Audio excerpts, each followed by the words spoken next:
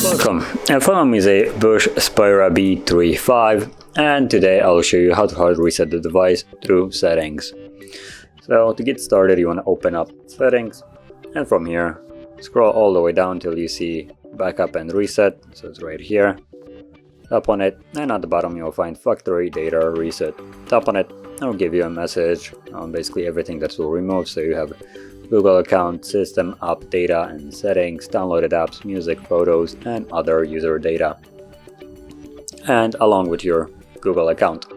So once you're ready, you can just tap on the reset phone, then erase everything, and the process will begin.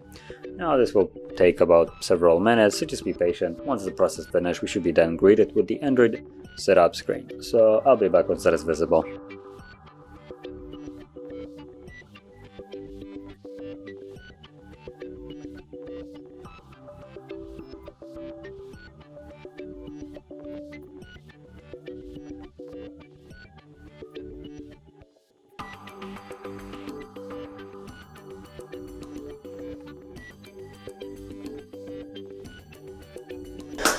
And as you can see, now the process is finished, and you can set up your device as however you like.